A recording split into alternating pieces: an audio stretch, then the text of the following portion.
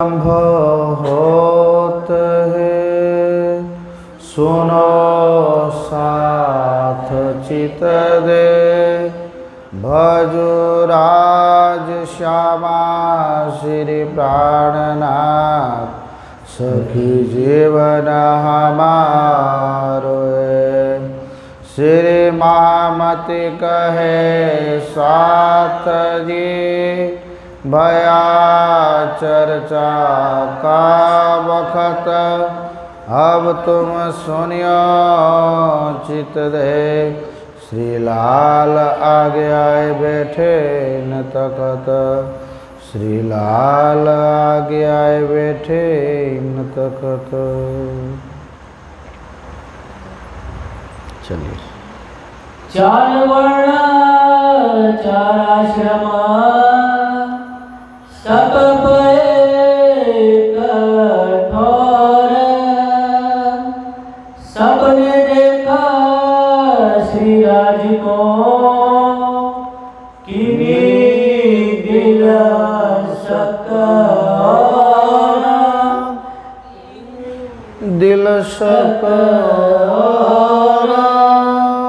कया तुम्हारी रातों नहीं है। प्रणाम सुंदर जी। आप धामधनी श्री राज्य महाराज और धामधनी श्री राज्य महाराज के अति प्यारे प्राणधर सुंदर साथ जी, प्यारे सज्जनों, माता बहन, भाई और सबको मेरा प्रणाम। अब श्री जी जागनी यात्रा लेकर के पहुंच गए हरिद्वार। कहाँ पहुँचे? हरिद्वार। कल की चर्चा में सुना था, नारद भक्ति सूत्र में इसका उल्लेख आता है, बुद्ध स्रोत बुद्ध गीता में, कि भाई सारे संसार में जो दावानल दुख है उससे निवृत्ति, उससे छुटकारा दिलाना हो तो क्या करना पड़ेगा। सबने एक स्वर में कहा था कि भाई परम ब्रह्म की दिव्य शक्ति की जब तक ये चेतना, ये आत्मा संगति नहीं करेगी, पहचान नहीं करेगा, तब तक दावानल दुख कभी भी मिटने वाला नहीं है। एक तो दुख दो प्रकार के होते हैं, एक लौकिक और दूसरा अलौकिक। लौकिक यानी इस लोक का दुख, अलौकिक यानी इस संसार छोड़ने के बाद जो अनेक आवागमन के चक्र में जीव इस चेतना को घूमना पड़ता है। तो अब एक बार नारद जी ने ब्रह्मा जी को पूछा था। नारद जी ब्रह्मा जी के मानसिक पुत्र हैं। उन्होंने कहा कि पिता से मैं कब तक नारायण नारायण करता रहूँगा। कभी कभी मन में प्रयास विचार आता है कि नहीं। हम जब संसार का चक्र सारा काम करते रहते तो हमको विचार आता है ये छुटकारा कब होगा। होता है कि नहीं होता है? नानक दुखिया सब संसार, सारी दुनिया दुखी है प्यारे साथियों। अब नारद जी जाकर के ब्रह्मा जी को पूछते हैं कि पिताजी, इस संसार के दुखों से मनुष्य को कब शांति मिलेगी और लोकांतर के ब्रह्मण से मुझे कब शांति मिलेगी। तब जाकर के ब्रह्मा जी कहते हैं कि सुनो बेटा नारद, जब 28वां कलयुग आएगा और 28वें कलयुग के अंदर 27 बार कलयुग बीतेगा, 28वें कलयुग में परब्रह्म की महाशक्ति इस सृष्टि में, उस महाशक्ति का आगमन होगा और तब औरंगख्यो भवे दादा, औरंगजेब का राज होगा। किसका? औरंगजेब का राज होगा। मंदिरों, हिंदू मुसलमान की लड़ाई होगी, मंदिरों को ढाया जाएगा। ऐसे समय में परमात्मा की बुद्धावतार की शक्ति का आगमन होगा इस सृष्टि में। तो प्यारे साथियों, बुद्ध ईश्वरों का ईश्वर। अब श्री जी जागनी यात्रा दिल्ली से आगे बढ़े। कल हम सब सुंदर साथ ने सुना था। अब हरिद्वार में पहुँचे। हरिद्वार में जाकर के देखा तो कुंभ का मेला था। कौन सा मेला था? कुंभ का मेला। कल सुना था ना, कुंभ में जो स्नान करते हैं वो महास्नान माना जाता है। कैसा स्नान? महास्नान। और घर में स्नान करे वो सुंदर सा। देखो कबीर साहब कहते हैं, नाहे धोए हरी नहीं मले रे, अदल फकीरी अधवच लटकी। नाय धोए पेली जल केरी मछली एपण जाइने लटकी रे भाई। कहते कि अगर नहाने धोने से परमात्मा मिल जाते तो जल की मछली तो जल में ही रहती, उसको मिल जाना चाहिए। कि ना ये बात संभव नहीं है। प्यारे साथियों, ये आंतरिक स्नान की बात चल रही, अमर ज्ञान अमर गंगा की बात चल रही। स्नान करना चाहिए। हरिद्वार में ये परंपरा क्यों चली थी, त्रिवेणी संगम स्नान? तो कि भाई हिमालय के अंदर अनेक प्रकार की दिव्य जड़ी बूटियाँ हैं। हिमालय है ना, हिमालय में साहब ऐसी ऐसी जड़ी बूटियाँ हैं कि जिसका एक पत्ता खाओ ना, उसमें इतनी एनर्जी है, हमारी इतनी याद शक्ति स्ट्रांग हो जाती है, जो याद करो खट जैसे भूला ही नहीं जाएगा। और बिजिया नाम की जड़ी बूटी है जिसका एक कटोरा भर अगर आप खा लोगे 6 महीने तक ध्यान नहीं टूटेगा। ऐसी जड़ी बूटियाँ, दिव्य जड़ी बूटियाँ जिसको कहते हैं। तो हिमालय का जो पानी है उन जड़ी बूटियों से टकरा करके आता है। विज्ञान ने खोज किया कि भाई सब में बैक्टीरिया पड़ जाते हैं, नाना प्रकार के रोग के कीटाणु पड़ जाते हैं, पर गंगा के जल में नहीं पड़ते। उसका कारण, इसका कारण क्या है? आप कभी सर्च करके देखिएगा। सबने ये निचोड़ निकाला था कि भाई हर किसी के जल में बैक्टीरिया नाना प्रकार के रोग कीटाणु हो जाते हैं, तो गंगा के जल में क्यों नहीं होते? क्योंकि गंगा जल गंगोत्री से आता है ना, तो उसमें नाना प्रकार की औषधियों से टकरा करके आता है। तो इसलिए गंगा में स्नान करने से शरीर के अनेक व्याधियां होती है, रोग होते हैं, खत्म हो जाते हैं। ये नहीं कि जन्म मरण के रोग खत्म हो जाते। अगर जन्म मरण के रोग खत्म हो गए होते तो भगवान श्री राम को रामायण क्यों कहनी पड़ी भाई? और सरयू नदी में जाकर के समाधि क्यों लेनी पड़ी? समझ में आता है ना? भगवान राम को काहे ध्यान करना पड़ा भाई? अगर वो तो कहते थे भाई गंगा में स्नान करो और साफ हो जाएगा। ऐसा इसका मतलब मैं ये नहीं कह रहा हूँ हाँ गंदे रहो स्नान ना करो, इसका अर्थ ये नहीं है भाई। इसका अर्थ ये मत निकाल देना साथियों। अगर उसमें स्नान करने से मुक्ति प्रदान होती, अखंड शांति मिलती, तो भगवान श्री कृष्ण को कुरुक्षेत्र के मैदान में गीता की गंगा बहानी नहीं पड़ती। इसलिए कल की चर्चा में हम सब सुंदर साथ ने सुना था, जो पौराणिक कथा में ये वर्णन आता है, कुंभ का क्या अर्थ होता है? घड़ा। और जो अमृत गिरा था ना घड़े में से, तो ये अमृत थोड़ी वहाँ मिलेगा। अब कई लोग क्या सोचते हैं, यार जिंदगी में कभी नहीं गए, एक बार हरिद्वार जाना चाहिए। कहाँ जाना चाहिए? बोलो बोलो जयकर लगाओ, बोलो श्री। हरिद्वार ये पौराणिक हमारा इतिहास संस्कृति का गढ़ है, और इसलिए वो गढ़ पहले ऋषि मुनि हरिद्वार में बैठ करके ज्ञान का वार्तालाप करते थे। जो सही सिद्धांत है उसको मनुष्य में लागू करते थे, मनुष्य के जीवन यापन में काम आए इसलिए। पर अभी उसके सारा मैटर बदल गया है। जो जाना चाहे हरिद्वार, नहीं जाना चाहिए ऐसी बात नहीं है, पर लोग गलत अर्थ निकालते हैं, इसलिए मैं इसका खुलासा कर देता हूँ। एक बात पौराणिक मान्यता है कि नारद जी को बड़ी चिंता हो गई कि सारे लोग कहते हैं कि हरिद्वार में जाकर के स्नान कर लो और सारे पाप धुल जाए, तो फिर भक्ति करने की क्या आवश्यकता है, पूजा अर्चना करने की क्या आवश्यकता है, दान पुण्य करने की क्या आवश्यकता है, सारे मर्डर करो, जा करके स्नान कर दो। दुनिया ही सोचेगा ना तो क्या जरूरत है? प्यारे साथियों, नारद ने जाकर के ये बात कही विष्णु भगवान को। विष्णु भगवान, ये गंगा ने क्या उपाधि मांडी हो? बोले जितने पाप हैं ये धुल जाते, अब कोई ध्यान भक्ति नहीं करेंगे। तो उन्होंने कहा ये भाई ये मैं क्या जानूँ, जा करके पूछना तो गंगा को पूछो कि ये पाप का क्या करती है।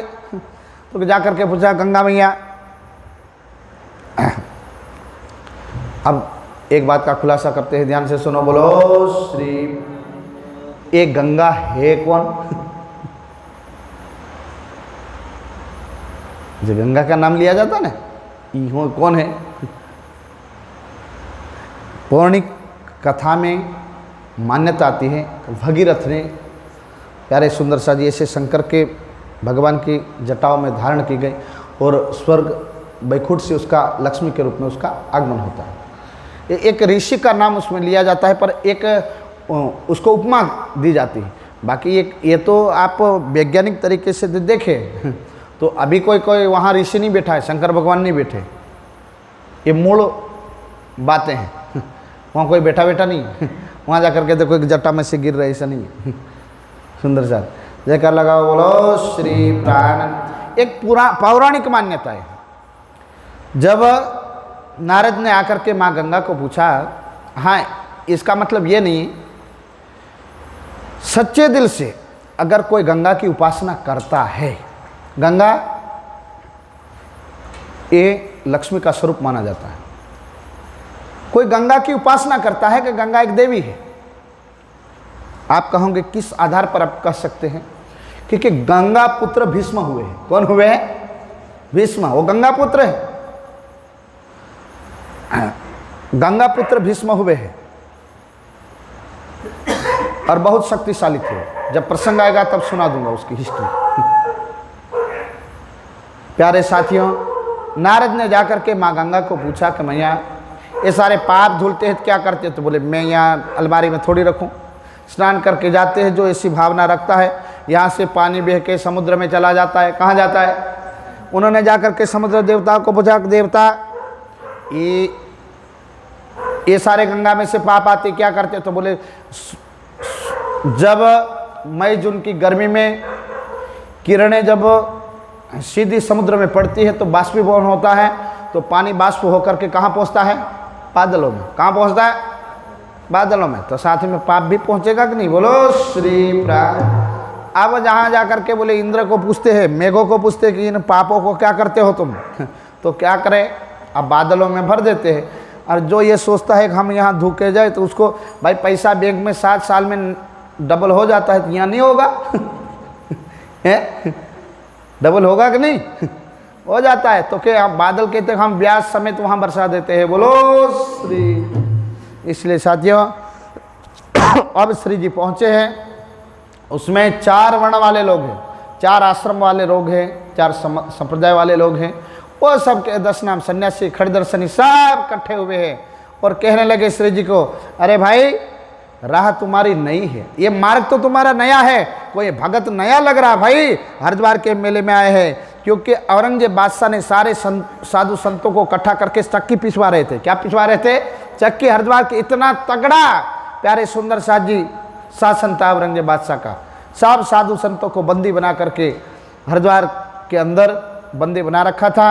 अब श्री जी जाते हैं, फिर क्या बोले? जानो दीजिए आपनो। साधु संत कहने लगे, कहे भक्तराज अब अभी पहचाना नहीं है, ए संत जी जरा अपनी उजारो यानी पहचान बताओ। तुम हम मार्ग में भाई हमारे सनातनी मार्ग के अंदर ये सफेद वस्त्र, ये तिलक भी तुम्हारा नया है, हमको कुछ समझ में नहीं आता, तुम्हारी राह थोड़ी नई लगती है। तब कहे वचन श्रीराज ने, आप श्रीराज श्री जी साहब क्या बोले? तुम प्राचीन पुरातन। अरे भाई तो तुम जूने भगत हो, पुराने भगत हो। कैसे हो?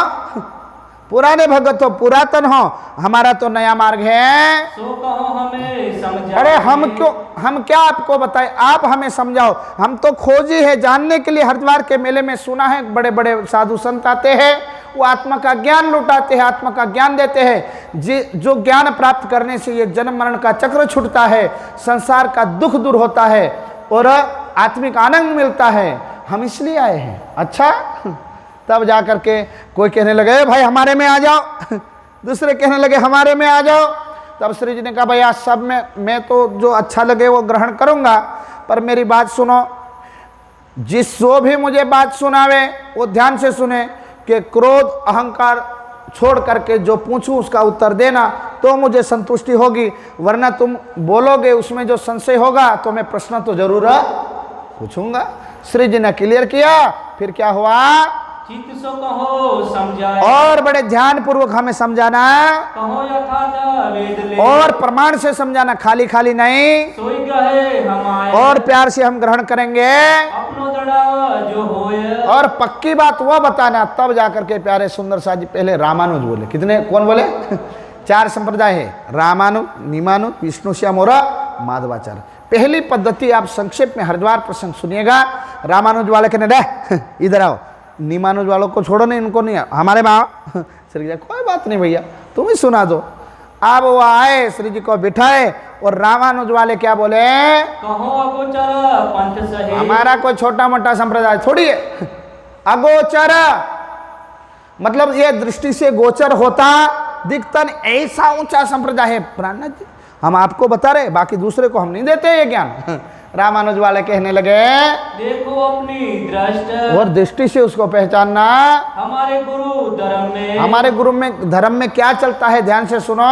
कहीं नाम माला और नहीं। और हमारे में क्या चलता है पता है, जो माला जपते हैं ना, माला वो दिल में धारण करने का, फिर जपने का, ताकि कोई सुने नहीं। हाँ प्राणनाथ जी, आप स्वामी जी ध्यान से सुनना, ये पक्का ज्ञान हम आपको देते हैं। अच्युत गोत्र अत और सुचि बड़ा परम। पवित्र गोत्र है हमारा, और अति पवित्र है वो, प्रभु अनंत शाखा जो आहे। और प्रभु की अनंत शाखा हमारी है, सकल हमारो वर्ण है। और हमारा शुक्ल वर्ण है, सब वर्णों से बाहिर। सबसे श्रेष्ठ है। सामवेद श्रवणा। और हम कथा किसकी सुनते हो जानते हो, तो कि सामवेद की। किसकी?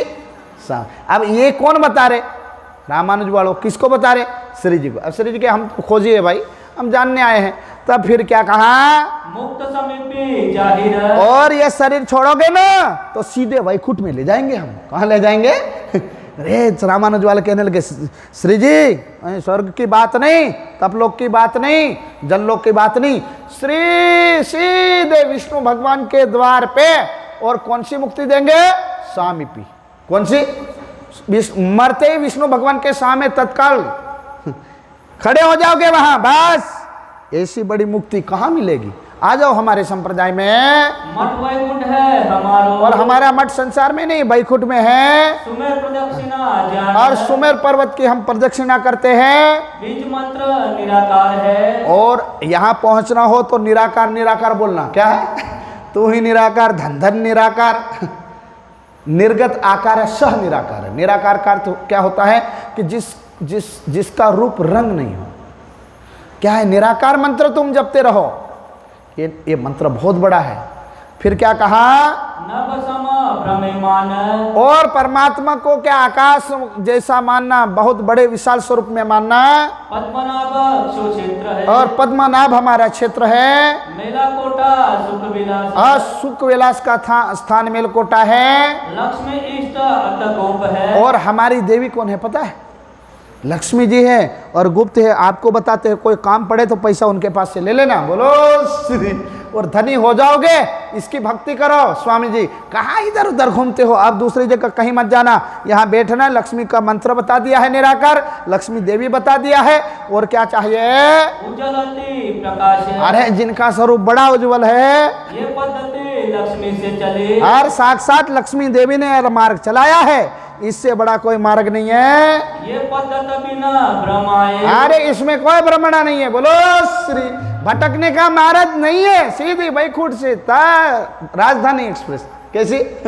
ऐसा उत्तम मार्ग है। 14 भवन पर वैकुंठ है। 14 वैकुंठ के पाताल में थोड़ी आया है। कहाँ आया? 14 भवन के ऊपर आया है। सोई अखाड़ा सुहाए। और ये अखाड़ा श्रेष्ठ है। रंगनाथ हम धाम है। और रंगनाथ हमारा धाम है। नदी कावेरी तीर्थ। कभी नदी में तीर्थ करने का विचार करे ना, तो क्या करना? कावेरी नदी में जाना। कौन सी नदी में? ये गंगा शंगा कुछ नहीं है जमुना जी, कावेरी नदी अपनी उत्तम है। देवी है कमला सही। और हमारी देवी कमला है। सारे सब रथ। एक बार नमन करो, सारे अर्थ संपूर्ण करती है। श्री नारायण देवता। और हमारे देवता नारायण है, विष्णु आचार्य वो साक्षात आचार्य है। गायत्री है अलख। और अलख निरंजन वो आते हैं ना बाबा जी, अलख जगाने वाली जो गायत्री, वो हमारी अलख निरंजन देवी है। कहीं पद्धति रामानुज सोए। बस इनका संविधान पूरा हुआ। किनका? रामानुज वाला ने। उन्होंने कहा बस ये अलख निरंजन गायत्री है, ये हमारी पद्धति है। श्री प्राणनाथ जी दिल में ग्रहण करो। धीरे कृष्ण श्री जी पूछेगा अच्छा ठीक है। अब आप श्री जी बोले, क्या बोले जरा ध्यान से सुनो। सुन पद्धति श्री राज में। बोलो श्री प्राणनाथ, बोलो श्री सदगुरु। किसने सुनी पद्धति?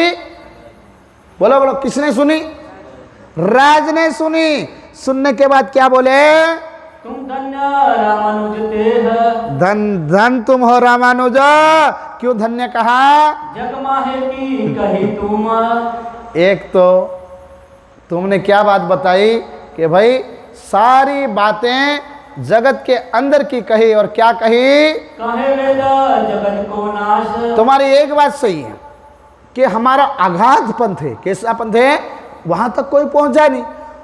बात एक कहने के बाद तुमने जो पाताल से लेकर के निराकार के बीच का 14 लोक की वहां की सारी बताई, तो तुम्हारा संप्रदाय का जो हेडिंग है वो तो अगाध कहा है, और तुमने तो कुएं के मेढक के बीच की बातें बताई हैं। ये क्या बात है? श्री जी क्या कहने लगे? पीड़ ब्रह्मांड दो प्रलय में। देखो रामानुज, जब महाप्रलय होगा, क्या होगा? महाप्रलय। पिंड और पिंड यानी शरीर, ब्रह्मांड यानी जगत, पिंड और ब्रह्मांड का नाश होगा तो हमारी आत्मा का ठिकाना कहाँ रहेगा? जरा ये बता दो। तब रामानुज कहे, यार ये तो हमें नहीं पता, क्योंकि महाप्रलय होगा तो तुम्हारा वैकुंठ रहेगा, तो करनी रहे तो सामीप्य मुक्ति कहाँ रहेगी? तो कहा, यार ये तो गड़बड़ बात है, ये तो बड़ा खतरनाक आदमी। बोले सामीप्य मुक्ति रहेगी तो हम कहाँ रहेंगे? तो कि ये हमसे नहीं होगा, जाओ जाओ जाओ उधर जाओ, आगे जाओ। यार ये सुंदर सा जी फिर निमानु जाते हैं। कौन आते हैं? निमानु संप्रदाय की शुरुआत वहाँ से हुई थी। उनके गुरुजी, उनके जब शिष्य थे, उनको सूर्यास्त के बाद खाने की आदत नहीं थी। सूर्य डूब जाए ना तो वो खाना नहीं खाते थे। तो गुरु दर्शन के लिए आए थे। वो दर्शन के लिए आए तो उन्होंने कहा था कि गुरुदेव हम खाना नहीं खाएंगे, अब सूर्यास्त हो गया है, सूरज डूब गया है। उन्होंने कहा बेटा चिंता मत करो। उनका देखो सूरज, नीम के पेड़ के ऊपर सूरज के दर्शन कराए थे, तब से उनका नाम निमानुज पड़ गया। बोलो श्री, समझ आया था? वहाँ से ये पद्धति चली तो वो भी कहने लगे भाई कोई विष्णु को श्रेष्ठ मानता है, कोई ब्रह्मा को श्रेष्ठ मानता है। और आखिर में श्री जी ने उनको भी यही बात बताई कि भाई कोई सालोक्य मुक्ति बताता है, कोई सामीप्य, कोई सारूप्य, कोई सायुज्य मुक्ति बताता है। और श्री जी एक ही तलवार से उनको काट देते हैं कि जब महाप्रलय होगा, पिंड और ब्रह्मांड का नाश होगा, आत्मा का ठिकाना कहाँ होगा, कोई उसका उत्तर नहीं दे पाते हैं। प्यारे सुंदर साथ जी फिर आ जाते हैं लोग। 10 नाम सन्यासी थे। कौन से? अभी सन्यासी नहीं आते लाल कपड़ा पहन करके त्रिशूल लेकर के चलते, नहीं चलते। वो 10 प्रकार के सन्यासी होते। कितने प्रकार के? 10। उसमें 10 नाम सन्यासी का सिद्धांत होता है, 7 मन्या होती है उनकी। 7 मन्या के 7 मंत्र होते हैं। उसमें उन्होंने कहा इनके पास कुछ नहीं है, हमारे पास आओ, हम सन्यासी है, श्रेष्ठ मार्ग वाले हैं। और 7 मन्याओं में से श्रेष्ठ मन्या कौन सी थी? श्री जी को सुनाते हैं। क्या कहते हैं, जरा ध्यान से सुनो। मान्या छठी कही आत्मा। छठी मन्या बोले आत्मा हमारी ये मन्या है। मठ परातम मूल। देखो हमारी 7 मन्या है, उसमें से छठी मन्या आत्मा है और परात्म उसका मठ है। सत संतुष्ट कही संप्रदाय। और सत है, संतुष्ट करने वाली संप्रदाय है। योग पद परे न भूल। और योग का पद ये प्राप्त कराती है। तो श्री जी ने कहा भाई आत्म परात्म का ठिकाना कहाँ है? तो उनको तारतम तो था। तारतम बिना बोलेगा कोई? नहीं बोलेगा सुंदर साथ जी। आखिर में 7 मन्या सुनाने के बाद श्री जी को संतुष्ट नहीं कर पाए, तब जाकर के 6 दर्शन वाले आए। कौन आए? 6 दर्शन वाले। बोलो श्री प्राणनाथ, मेरे प्यारे प्राणनाथ, मेरी अरज सुनो। मेरी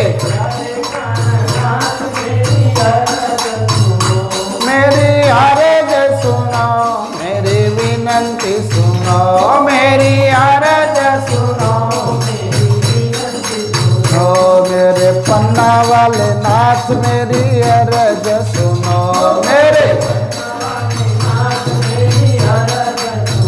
मेरे पंजा वाले नाथ, मेरी अरज सुनो रे। मेरे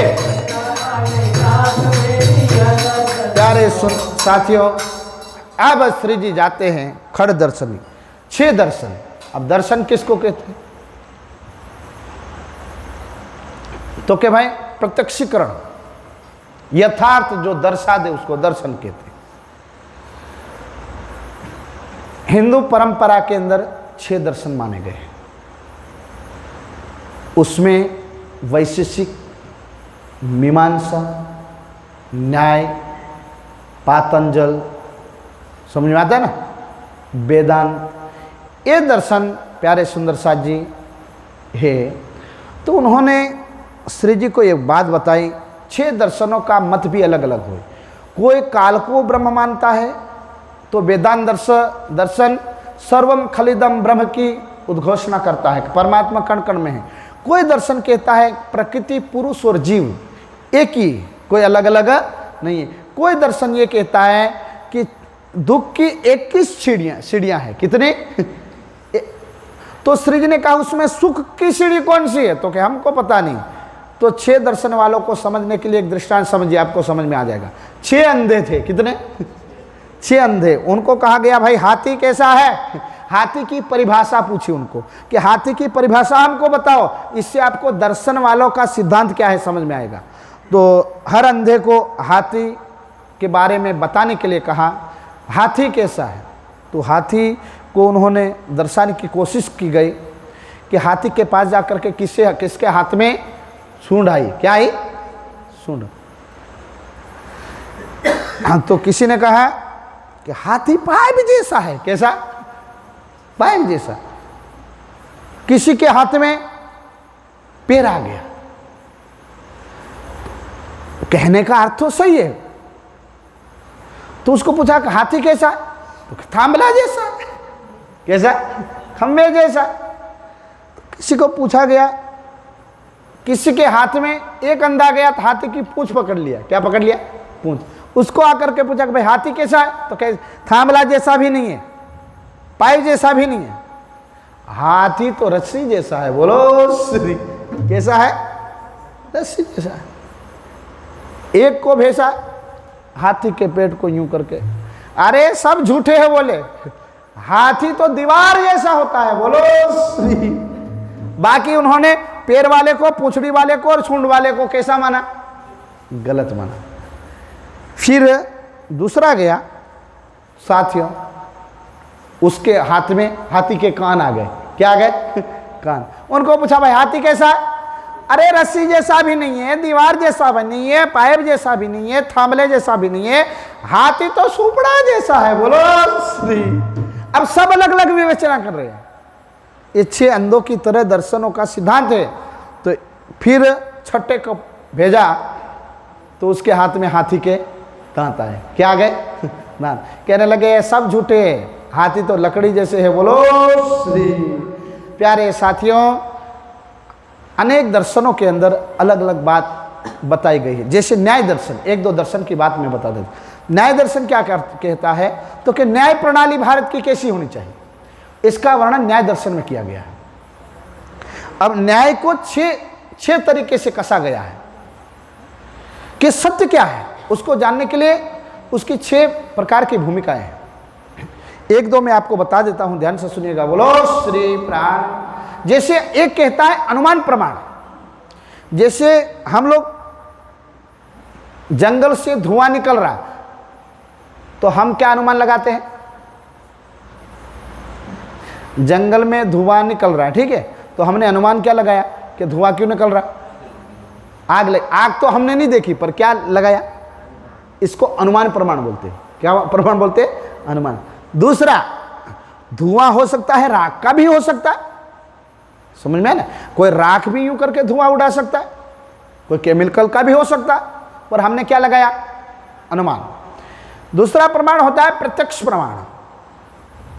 तो कि अनुमान से नहीं, आंखों देखा, उसको प्रत्यक्ष बोलते हैं। क्या बोलते हैं? प्रत्यक्ष। ऐसे अलग अलग प्रकार के प्रमाण होते हैं प्यारे साथियों। अब वैशेषिक दर्शन के अंदर व्यवस्था का वर्णन आया है और पातंजल जो योग दर्शन है उसके अंदर मनुष्य को स्थिर कैसे रहना है, परमात्मा से अपने आप को कैसे जोड़ना है, उसके अंदर उन्होंने योग के कुछ विभाग का वर्णन किया है, अंगों का वर्णन किया है। यम, नियम, आसन, प्राणायाम, प्रत्याहार, धारणा, ध्यान, समाधि की बात की है उन्होंने। तो के अलग अलग उसके अंग हैं दर्शनों के प्यारे साथियों। और सांख्य दर्शन ये पूरा विज्ञान के ऊपर डिपेंड करता है। ध्यान से बोलो श्री। सांख्य दर्शन उसमें लिखा हुआ है जैसे किसी भी वस्तु की रचना होती है उसके अंदर मूल भाग में विज्ञान कहते हैं। विज्ञान का क्या सिद्धांत है? कोई भी वस्तु, जैसे हम लोग कहते हैं कि ये दीवार है, दीवार स्थिर है कि अस्थिर है? हैं?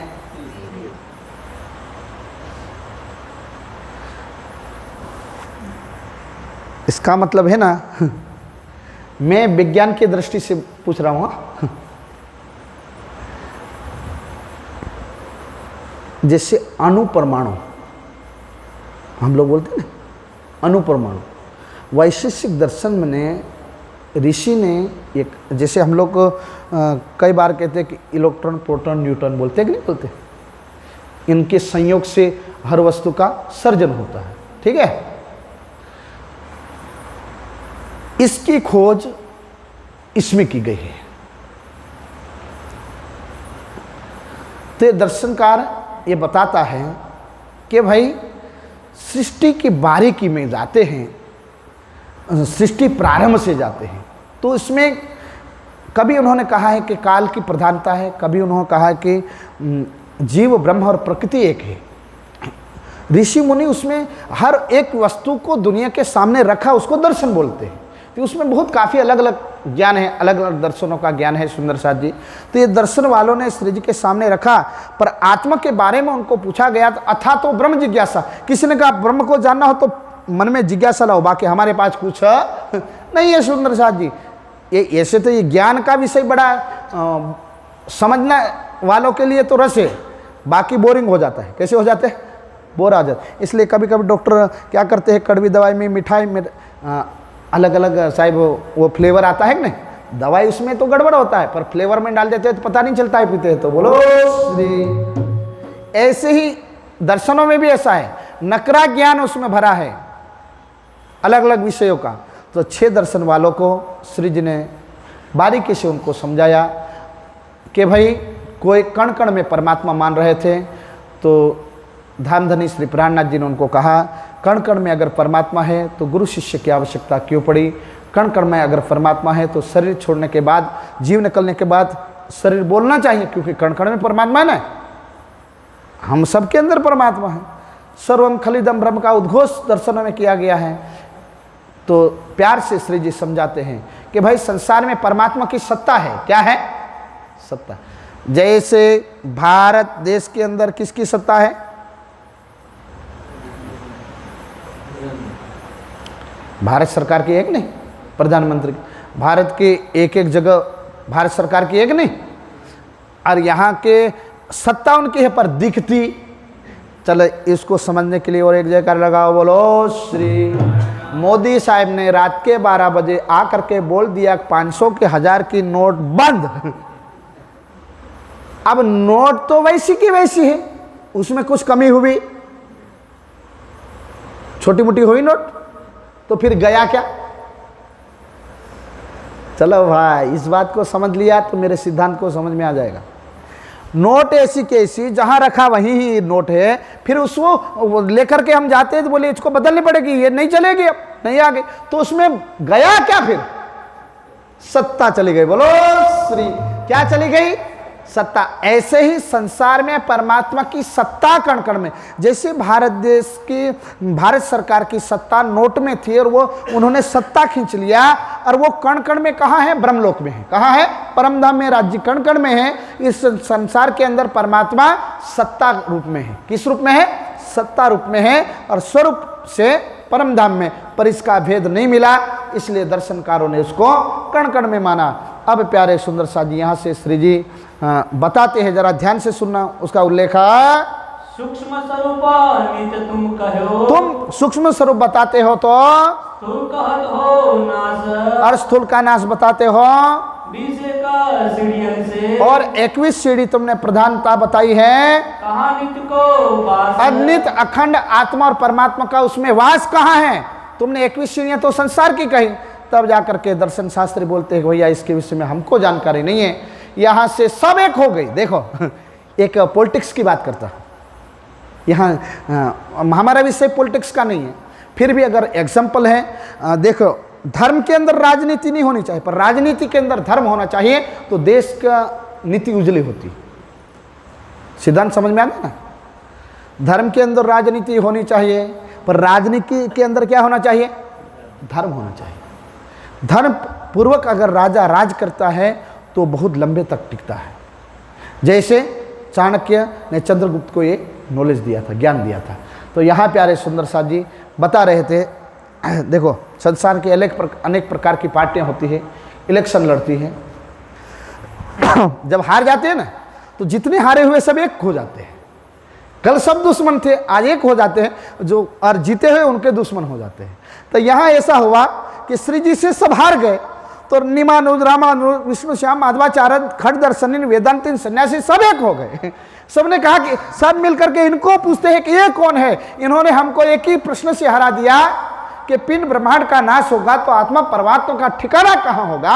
इस सवाल से हम सबको परास्त किया, तो सबने मन में क्या ठान लिया, अब आप कहो साक्षात, ये आप अपनी बात बताओ, कौन शास्त्र में कहाँ का अरे है? तुम कौन हो, तुम्हारे कौन से शास्त्र में लिखी है, मत पंथ वेद लेकर के सारा भेद बताना, सो हमें कहो दे साख, और साक्षी दे करके समझाना, नहीं रहा है तुम्हारा मार्ग नया लगता है, सो कहो हमें रीत बात। बस अलग अलग प्रकार की भाषाओं में भी बताना।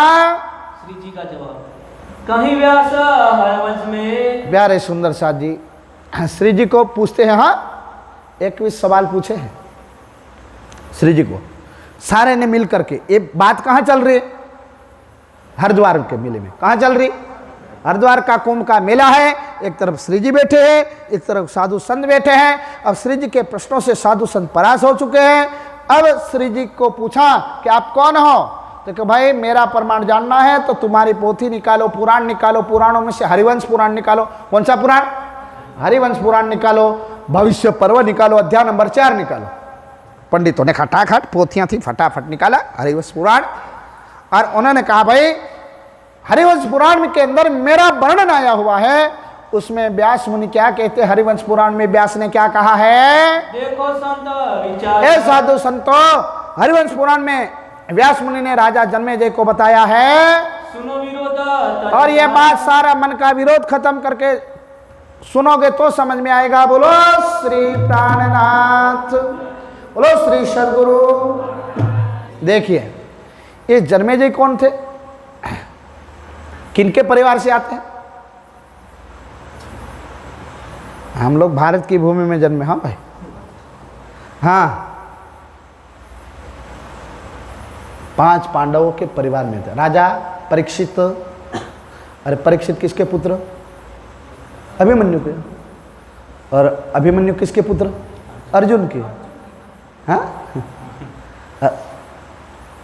समझ में आता ना, 5 पांडवों में आते हैं, उनकी वंशावली अर्जुन से चलती है। अर्जुन के पुत्र अभिमन्यु, अभिमन्यु के पुत्र परीक्षित, परीक्षित के पुत्र अरे जन्मेजय। समझ में आया, जयकर लगाओ बोलो श्री। अब जन्मेजय को ये बात बताया उन्होंने कि भाई जब वो राज कर रहे थे कि एक दिन कुलगुरु उनके लगते थे व्यास मुनि, वो बैठे थे, तो राजा जन्मेजय आते हैं। उन्होंने कहा, अपन कहते कि पंडित जी आए हाथ देखो ना क्या लिखा हुआ है। तो राजा जन्मे के गुरुदेव मेरा थोड़ा भविष्य बताओ ना। अभी राज कर रहे हो, बरोबर भविष्य के चक्कर में मत पड़ो। उन्होंने कहा ना गुरुदेव बताना पड़ेगा। अरे राजा जन्मेजय तुम क्या बात बताते हो, तुम्हारे परदादा बहुत शक्तिशाली थे। हाँ बहुत शक्तिशाली थे। कितने शक्तिशाली थे, तो कि महाभारत का युद्ध हुआ था कि तुम्हारे दादा थे एक भीम, जन्मेजय के दादा ही लगेंगे ना भीम, उन्होंने महाभारत के युद्ध में पूंछड़ी पकड़ के हाथी को फेंक दिया, आज तक लौटे। आवा गपोड़ा संत होकर के ऐसे गपोड़े की बात करते हो, नहीं सत्य बात है, ये सत्य बात है। उन्होंने कहा कैसे हो सकता है कि महाभारत के युद्ध में 10,000 हाथी का बल रखने वाले भीम ने तुम्हारे कुल में वो पैदा हुए हैं, और कुल का गर्व होने चाहिए तुम्हें, कि पूंछ पकड़ के फेंक दिया आज तक नहीं लौटे। बात तो नहीं समझ में आती। यहां प्यारे सुंदर सा जी पढ़े लिखे विज्ञान वालों के लिए सवाल है, सावधान हो जाए। बोलो श्री प्राणनाथ। कोई भी वस्तु आसमान में जब घनी ऊंचाई पर फेंक दी जाती है तो वो कहाँ रहती है? हाँ डॉक्टर साहब ये तो भाई यमुना विषय ना। देखो सुंदर साहब, पहले तो विज्ञान था नहीं, विज्ञान नहीं था ना पहले, तो उन्होंने कहा कि भाई राजा जन्मेजय व्यास मुनि का तब का प्रसंग है, अब वो तत्वदर्शी थे, वो उनको देख सकते थे। गुरुत्वाकर्षण का जो चक्र चल रहा है जहाँ अंतरिक्ष के अंदर, तो वहाँ जो हाथी फेंक दिए तो अंतरिक्ष में चले जाते, जहाँ अभी सैटेलाइट घूमते हैं कि नहीं, हालो हालो हम बोलते हैं, यह बातें चली जाती। हम लोग मोबाइल में किसी को फ़ोन करते हैं तो उसमें क्या होता है, रेडिएशन होते हैं कि नहीं, वो डायरेक्ट बातें होती है। यहाँ से 1 सेकंड के 1000वें भाग में वहाँ टकराती है, वहाँ से गांव के टावर में आती है, वहाँ से यहाँ फ़ोन करूँ तो भी यहाँ से उधर जाती है, डायरेक्ट नहीं आती है। बोलो श्री सद्गुरु। प्यारे साथियों, वहाँ फेंक दिया, अब वो माने ही नहीं, क्योंकि इनकी दृष्टि तो थी, तब विज्ञान भी विकसित नहीं हुआ था। उन्होंने कहा कैसे मान सकते हैं, उन्होंने साक्षात्कार करा दिया, आंख बंद कर दिया, अपनी शक्ति का प्रयोग किया, गुरुत्वाकर्षण के पर्दे को भेद दिया तो सारी हड्डियां धड़ाधड़ गिरने लगी। आधा राज्य हो गया, प्रभु माफ करो भूल हो गई, ये तो हमारा राज्य ढक जाएगा इतनी हड्डियों से। समझ गया कि हमारे बाप दादा बहुत शक्तिशाली थे, वर्तमान में तुम बहुत अच्छे हो, तो कि आने वाला वक्त कैसा है, बहुत गड़बड़ वाला है। बोलो श्री कैसा है, मत सुनो भविष्य के विषय में, अभी ठीक हो। इसलिए डॉक्टर लोग अक्सर क्या करते पता है, किसी को बड़ा रोग होता है ना, कल मरने वाला होता है ना, उनको नहीं बताएगा तुम अच्छे हो, खाओ पियो आनंद करो, ये नहीं बताते हैं कि तुम्हारा इसमें ऐसा आया है। कभी नहीं, टेंशन नहीं देते, नहीं तो वो कल मरने वाला है तो आधा घंटा पहले मर जाएगा, क्योंकि टेंशन से मर जाएगा। इसलिए कभी भी किसी को बहुत कफरी बातें बताई जाती, पर्दा दिया जाता है। डॉक्टर साहब सही है ना भाई, इस प्रमाण लेना पड़ता है क्योंकि प्रत्यक्ष प्रमाण है। बोलो श्री प्राणनाथ। प्यारे साथियों, अब जन्मेजय कहते हैं कि गुरुदेव हमको भविष्य की बात बताओ। तो क्या भविष्य तुम्हारा अगर जानना चाहते हो, देखो राजा, भविष्य के अंदर तुम्हारा ऐसा होगा कि एक दिन तुम शिकार खेलने जाओगे। शिकार खेलने जाओगे तो तुम्हारे सैनिक के साथ जाओगे सही, पर सैनिक अलग चले जाएंगे, तुम्हारा घोड़ा तुम्हें लेकर के घने जंगल में लेके चला जाएगा। फिर क्या होगा गुरुदेव? फिर होगा क्या, तुम्हें प्यास लगेगी, बहुत प्यास लगेगी, तुम पानी की खोज में निकलोगे। गुरुदेव फिर क्या होगा, पानी मिलेगा? अरे पानी ढूंढ रहे होंगे, इतने में जंगल के घोर जंगल में एक अप्सरा को, इंद्र ने अप्सरा को श्राप दिया होता है, और वो अप्सरा अपना समय काटने के लिए घने जंगल में रोती है। और स्वर्ग की अप्सरा थी, सर्वांग सुंदरी थी। मैं कहता हूं उनको चुप कराने मत जाना राजापुर, तुम जाओगे जरूर, तुम मत जाना वहां, उनको कहना भाई क्या जो भी रो रहे तुम जाने का, पर तुम जाओगे। फिर क्या होगा गुरुदेव? सर्वांग सुंदरी होगी, तुम राजा होंगे, फिर उनको तुम शादी का प्रस्ताव रखोगे। मैं कहता हूं मत करना शादी, पर तुम करोगे। ध्यान से जयकार लगा, बोलो श्री। फिर क्या होगा गुरुदेव? फिर क्या होगा? तुम्हारे घर में तो रानियां होगी, फिर भी एक पत्नी के ऊपर दूसरी पत्नी अगर कोई लाता है, उनको ब्रह्म भोजन देना पड़ता है। फिर तुम सारे राज्य के नगरवासियों को तेड़ोगे, साधु संतों को बुलाओगे, अब तो सर्प की अप्सरा होगी, और सब खीर बनाएंगे घी डाल करके, काजू किशमिश, पानी आएगा माफ करना, बोलो श्री। और बढ़िया सब साधु संतों को बुलाओगे, राज्य के सब बड़ी लोग को बुलाओगे और भोजन कराओगे। पर नियम यह है, एक पत्नी के ऊपर कोई दूसरी पत्नी लाता है तो नियम है कि खुद परोसे अपने हाथ से। समझ में आता है? अभी ऐसा ये अतिशयोक्ति अलंकार में आता है, समझ में आता है ना? ये मन में ऐसी धारणा नहीं लाने की, ठीक है? तो इसलिए खुलासा कर देते हैं हम, दिन को दिन रात को रात, बोलो श्री प्राण। समझ में आता है ना? कोई बोलता ही नहीं ले नहीं आता क्या?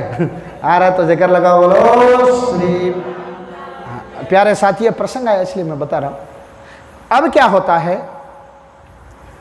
वहां पर ओ अप्सरा है, वो कोई रानी तो है नहीं, पल पल में वस्त्र बदल जाते हैं, स्वर्ग में रहने वाली है, पल पल में वस्त्र बदल, एक पल में ना जाने कई बार वस्त्र बदल जाए। तो ऋषि के अभी जो खीर परोसने आई थी वो कौन थी? तो दोबारा खीर लेकर के आई, वो तो दूसरे वस्त्र, फिर तीसरे वस्त्र। उनको शक हुआ कि कोई और है, इन्होंने नियम का भंग किया, खड़े होकर के श्राप दे दिया, जा रे राजा जन्मेजय, जब तक सूरज चांद सितारे रहेंगे तब तक तू कोड़ी हो जाएगा, जन्म हर जन्म में कोड़ी जन्मेगा। बोलो श्री। उसके बाद राजन तुम्हें श्राप लग जाएगा और तुझे कोढ़ रोग लग जाएगा। राजा घबरा गया, मैंने कहा था ना मत सुनना, अब क्यों डर रहा? अब गुरुदेव क्या होगा? तो तुम चिंता मत करना, निदान भी है उसका, उपाय भी है। तो क्या करूंगा? हर जन्म में कोड़ी जन्मूंगा। बोले हाँ, जब तक सूरज चंद्रमा रहेगा तब तक कोड़ी जन्मूंगा। उपाय क्या है? तब जाकर के साधु संतों को हरिवंश पुराण भविष्य पर्व अध्याय नंबर 4 में आप श्री जी कहते कि ऐ साधु संतों, निकालो तुम्हारे पुराण और देखो ये बात बताई थी कि राजा जन्मेजय को व्यास मुनि कहा, मुनिवर अभाविनो भविष्यन्ति मुनियो ब्रह्म रूपेण उत्पन्नाय कलियुगे प्रधान पुरुषा श्रेया तान कथा श्रवण पूज्य संति मानवा यस्य पूजा प्रभावेन जीव सृष्टि समुदाहरणम। वाह वाह वाह वाह वाह, ये बात इसमें लिखी है कि राजा जन्मेजय को श्राप लगेगा और उसी समय में परमात्मा अपनी आत्माओं के साथ इस जगत के कल्याण के लिए अभाविनो भविष्यन्ति, भविष्य के अंदर मुनियो ब्रह्म रूपेण, ब्रह्म मुनि का आगमन होगा। तब कहते आप ब्रह्म मुनि नहीं हो? कौन कह रहे? राजा जन्मे के तुम ब्रह्म मुनि नहीं हो ना, हम ऋषि है महर्षि है, पर ब्रह्म मुनि नहीं है। ब्रह्म मुनि तो आने वाले हैं। तो कि उनकी निशानी क्या है? काले होंगे, गोरे होंगे, लांबे हाथी के कान वाले होंगे, सिंगड़ा वाले होंगे। होंगे कैसे? पहचानेंगे कैसे? तान कथा श्रवण पूज्य संति मानवा, उनके शब्दों में, उनकी कथा में, उनके ज्ञान में वो ताकत होगी। इस ताकत की बदौलत दुनिया उनकी पूजा करेगा। बोलो श्री। दूसरी पहचान क्या होगी? देवी देव और को देवी देव न ध्याई, उत्तम पुरुष बिन और को देवी देव न ध्याई। तो कि भाई प्रथम पुरुष उत्तम पुरुष पर ब्रह्म को मानेंगे और देवी देवता का सम्मान करेंगे, उनको आत्मा का परमात्मा नहीं मानेंगे। बोलो श्री। ऐसे ब्रह्म मुनि जगत में आए, तो बात तो सही है, ये हमारी पहचान है। फिर क्या बोले प्यारे साधु संत? बोले तब उन्होंने कहा ये तो अब बंधने वाले यार, ये तो छूट जाते हैं, जितना बांधो ये छूट जाते हैं। और पूछो इनको। फिर क्या पूछे? सुनो साधा सबको। और प्यारे सुंदर साधी, उनको भी तुम्हारा ज्ञान कौन सा है, तुम्हारा मंत्र कौन सा, तुम्हारी देवी कौन सी है, तुम्हारे गुरु कौन से, सब बताओ। कहीं तो फंसेगा, हम पकड़ेंगे। तब जाकर के प्यारे कृपा दृष्टि, कृपा के सागर आप स्वामी जी क्या बोले? प्रश्न को। अरे भाई तुम्हारे एक एक सवाल का उत्तर देंगे, चिंता मत कर लो, पर एक नियम का पालन करना, तुमको दे हम सोए, और हर सवाल का उत्तर देंगे। बोलो। सद्गुरु ब्रह्मानंद है। स्मृति प्यारे सुंदर साथी, श्रुति स्मृति की साक्षी यानी वेद शास्त्रों के हम साक्षी देंगे, तब निजानंद संप्रदाय की पद्धति का अवतरण होता है। निजानंद पद्धति यानी निजानंद संप्रदाय का संविधान क्या है? ये पद्धति, ये दर्शन है हमारा पद्धति। तो दुनिया के सामने ये दर्शन रखा था श्री जी ने। जैसे हम लोग अभी बोले कि ना दर्शनों का खुलासा किया ना, जैसे योग दर्शन, वैसे हमारा ये निदान दर्शन है। दुनिया के सामने पहचान रखी कि हमारी पहचान क्या है। तो उन्होंने कहा सद्गुरु ब्रह्मानंद है, सूत्र है सिखा सदा किन से परे, चेतन चिद जोनो, चेतन चिद देवनो, सेवन है पुरुषोत्तम, गोत्र चिदानंद जान, परम किशोरे है, पतिव्रत साधन, पतिव्रत साधन। प्यारे सुंदर साथ जी, श्री जी बोले आप कृपा निदान अक्षरातीत बोले कि पहले क्या बोले? तुम्हारे गुरु कौन है? ये आप बनते ही नहीं, तुम्हारे गुरु जी कौन है? तो क्या बोले? सद्गुरु ब्रह्मानंदम परम सुखधम केवलम ज्ञान मूर्ति। निकालो स्कंद पुराण, गुरु गीता निकाली, शास्त्र सही लिखा है यार। क्या कहा? ब्रह्मानंद परम शुक्लम सुखदम केवलम ज्ञान मूर्तिम। ज्ञान का मूर्ति हमारे गुरु जी है, सदगुरु ब्रह्मानंद है। वो कोई शरीरधारी नहीं। आ तो बंधे नहीं यार। फिर उनको कहो, इनका सूत्र पूछो। क्या पूछो? सूत्र। जैसे संसार के अंदर क्या धारण करते हैं पंडित जी? अक्सर कभी देखा होगा, धागे 3 जनोई धारण करते कि नहीं करते? करते हैं। ये धर्म का प्रतीक होता है। इनको कहे यार तुम्हारा धागे ही नहीं पहने हुए, जनोई नहीं, क्या बात है? तुम्हारा सूत्र कौन सा है? हमारा सूत्र अक्षर ब्रह्म है। कौन है? अक्षर ब्रह्म के माध्यम से हम परम धाम की सारे बातें जानते हैं। हुक्म वेद कतेब में लाखों लिखे निशान। प्यारे सुंदर साथ जी कहते हैं यहाँ, यत् क्षरम परम ब्रह्म तत्सूत्रम इत्र धारयत। अक्षर ब्रह्म ही हमारा सूत्र है, जिसको प्रणव तस्य वाचक, प्रणव ब्रह्म का वाचक नाम जो अक्षर ब्रह्म है। यार ये तो 14 लोक में आते नहीं। फिर कहीं और पूछो, यार तुम्हारी चोटी नहीं है क्या नहीं है? तुम्हारी चोटी कौन सी है?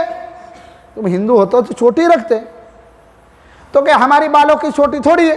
कोई चोटी काट दे क्या हमारा धर्म कट जाएगा? तो क्या बात तो सही है। जैसे पंडित चोटी रखते कि नहीं रखते? हाँ, चोटी रखना हो तो रख सकते हैं, नहीं रखना हो तो नहीं रखो भाई, एक शौक का विषय। पर ये धर्म के अंदर आता तो हमारी चोटी कट जाए। तो ऐसे तो मुसलमान भाई, ईसाई भाई सबकी पत्नियों की चोटियां हैं, तो वो सबसे बड़े धार्मिक हैं। कभी जाकर के देखना, हरिद्वार के अंदर एक चोटी वाली होटल है, तीखी चोटी टावर है। कोई गए हो तो उनको पता चलेगा। तो ऐसे तो वो सबसे बड़े धार्मिक है। प्यारे साथियों, हमारी शिक्षा ज्ञान में ये उपवीतम च तन्मया, कि हमारी शिक्षा कौन सी है? ज्ञानमय। ये ब्रह्मो उपनिषद में लिखा है। किस में लिखा है? उपनिषद निकाला यार, ऐसा ही लिखा है। ब्रह्म ज्ञानी की शिक्षा तो ज्ञानमय है यार, ये तो इसमें नहीं पकड़ में आए। अब इनको क्या करें? अब दूसरा सवाल पूछो कि तुम सेवन किसका करते हो? तुम सुबह सुबह में चाय का सेवन करते हो? हम लोग सुबह सुबह किसका सेवन करें? या इसका सेवन नहीं बताया गया है। तुम्हारी आत्मा के अंदर चिंतन किसका करते हो? सेवन किसका करते हो? तो हम सेवन करते हैं, हम लक्ष्मी नारायण ब्रह्मा जी का सेवन नहीं करते। सेवन है पुरुषोत्तम। भगवान श्री कृष्ण ने अर्जुन को कहा था, अर्जुन उत्तमा पुरुषस्य परमात्मा इति उदाहृतम, कि भगवान श्री कृष्ण ने गीता में अर्जुन को कहा, अर्जुन कि उपासना किसकी करनी चाहिए? उत्तम पुरुष। तो यही है हमारा सेवन। तो उन्होंने कहा तुम्हारी इष्ट कौन है? कोई देवी देवी है? ते परम किशोरी इष्ट है, परम धाम में विराजितम। तुम्हारा भक्ति का साधन कौन सा है? तो कि हम दुनिया में सम्मान सबका करते हैं, पर आत्मा के अंदर परमात्मा का वास मानते हैं और पतिव्रता साधन सेवते हैं। कौन सा साधन? कौन सा साधन? जैसे हम लोग मंदिर में जाकर के हनुमान के खोपड़ी में रुपया नहीं मारते हैं, भगवान श्री राम को खोपड़ी में रुपया नहीं मारते, पर भाई क्या करते? मंदिर में जाते 1 रुपया 10 रुपया 20 रुपया अंदर ठंग जैसे फेंकते हैं। हम ऐसा नहीं करते। दुनिया में भक्ति चलती है भगवान और भगत की, और हमारी भक्ति है आत्मा और परमात्मा की। हम परमात्मा को अपने आत्मा के नाथ मानते हैं। अरे भैया ये तो पकड़ में नहीं आ रहे। और क्या पूछते हैं, जरा ध्यान से सुनो। श्री युगल किशोर को मंत्र तार तम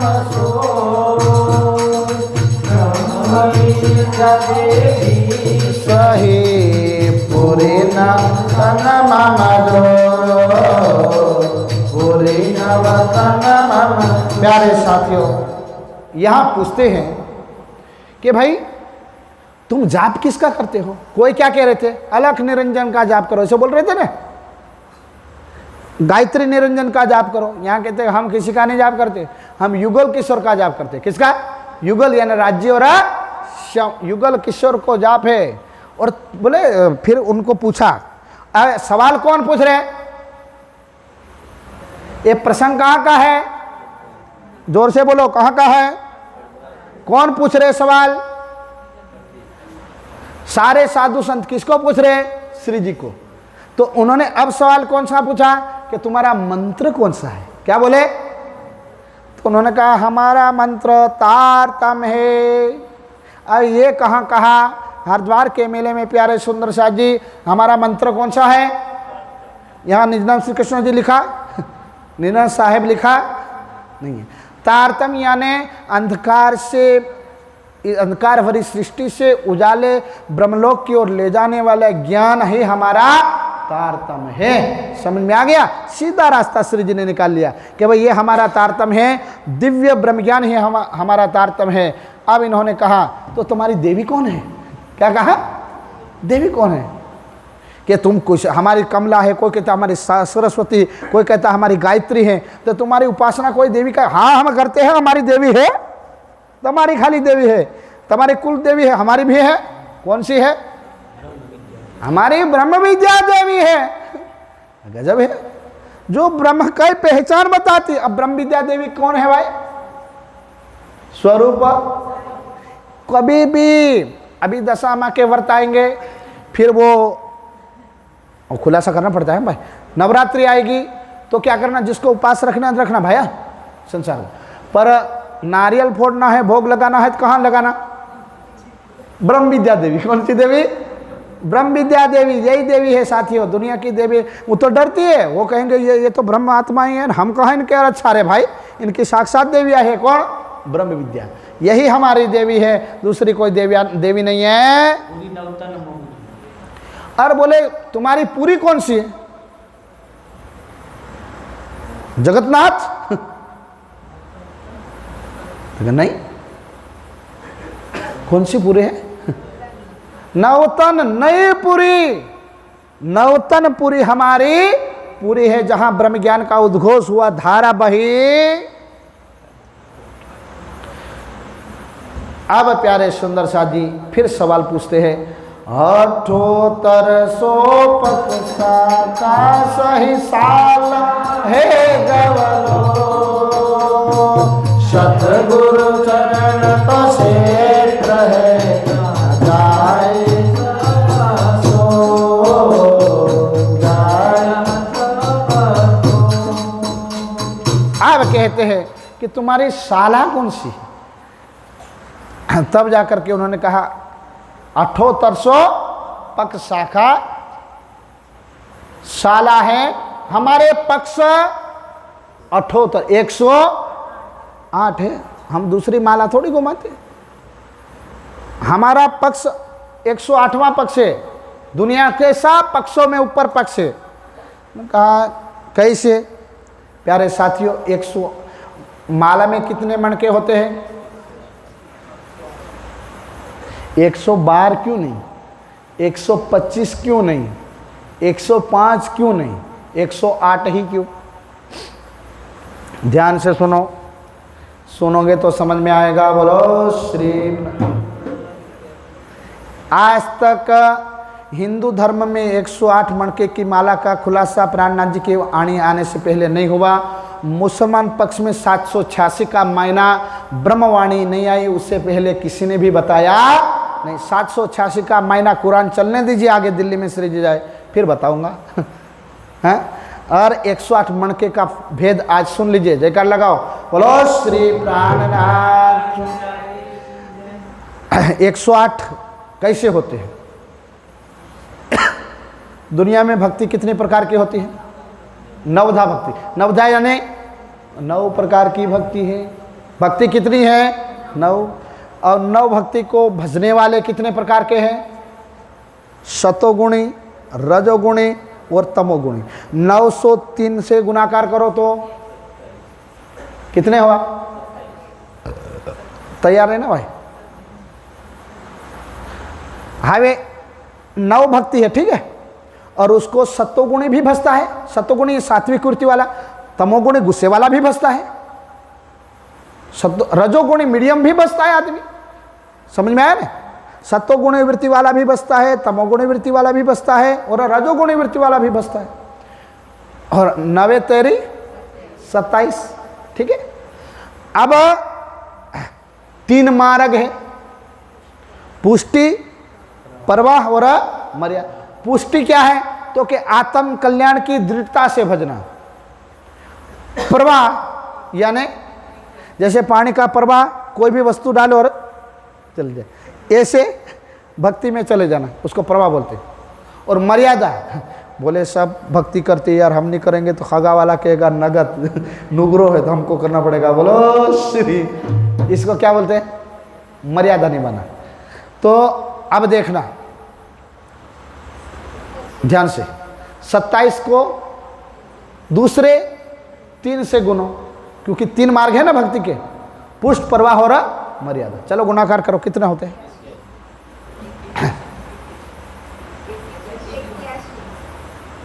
81 हुआ ना, ठीक है। 82वां पक्ष राधा वल्लभाचार्य। क्या बोलते हैं? राधे राधे करते कि नहीं, ढोलक पीटते रहते यहाँ ये अपने वहाँ पर। अरे आप क्या वो उसकी वो वाली ढोलक आती, क्या बोलते हैं उसको? कभी कभी आप हर स्टेट में साहब वो वाली एक ढोलक आती है ना डॉक्टर साहब, यूँ जिसका मुँह छोटा होता है, उसका क्या नाम है? कले के अंदर लेकर के गली गली घूमेंगे वो। हाँ, श्री कृष्णा हरे कृष्णा वाला ये धुन हमेशा गाते रहते। और अंग्रेज उसमें ज़्यादा है, बहुत आनंद लेते हैं अंग्रेज उसमें, कभी जाकर के उसका देखना। तो उनका जो राधा वल्लभाचार्य ने जो मार्ग बताया ना, वो मार्ग कौन सा है? 82वां। अब दुनिया की नवधा भक्ति वालों का पक्ष कहाँ तक पहुँचा? उनकी सीढ़ियाँ भक्ति की कहाँ तक पहुँची? 81 तक। उनके ऊपर भक्ति का मार्ग किसका गया? वल्लभाचार्य का। समझ में ना, क्योंकि उन्होंने योग माया तक की बातें बताई। और उसके ऊपर किसका मारा गया? कबीर का। कबीर ने क्या कहा? चलते चलते पाव थके नगर रहा नवकोश, बीच में डेरा पड़ गया कबीरा किन्हें देवो दोस्त, जा घर अबला बसे बहे प्रेम के पूर्व, दास कबीर यों कहे सो घर हमसे दूर। कबीर साहब ने कहा जा घर अबला बसे, परम धाम की दिव्य आत्माएं रहती हैं, वो घर मेरे से बहुत दूर है। मैं जाने का प्रयास तो किया पर जा सका, डेरा पड़ गया बीच में। अब योग माया में उनका स्थान है ना। इसलिए प्यारे साथियों, कबीर जी ने तो काफ़ी योग माया का भी वर्णन किया। एक दिन साहिबे बेन बजाई सब सखियन मिल धोखा खाई, कि एक दिन मेरे साहिब ने बेन बजाई थी। अब ये तो निजानंदी है, वो सुन लेता, उनको पता चल जाता है कि भाई कृष्ण के तन में योग माया में बांसुरी बजी थी, सारी दुनिया ने धोखा खाया था। ये हमारी बात है, बाकी ये बात दुनिया को समझ में आती, सारी दुनिया धोखा खा गई थी, खाई थी ना। हाँ, अब ये तो तारतम्य ज्ञान से पता चलता है। तो इसलिए कबीर साहब का मार्ग कौन सा माना गया है? 83 का। और 83 में 25 मिलाओ तो धाम तालाब कुंजवन कहिए, माणिक नहरे बन की जो है, पश्चिम चौगान बड़ो वन कहिए, यूं पुखराज जमुना जी लइए, 8 सागर 8 जिमी के, ये 25 पक्ष धाम धनी के। प्यारे सुंदर साथ जी, 25 पक्ष उन्होंने कहा हमारा जो टोच के 25 पक्ष है ना परम धाम के, वो हमारे हैं। तो कि यार हमने तो अब तक तो 14 लोक में बताया, निराकार में बताया, तो निराकार के पार की बातें कह रहे, ये बंदने वाले नहीं है।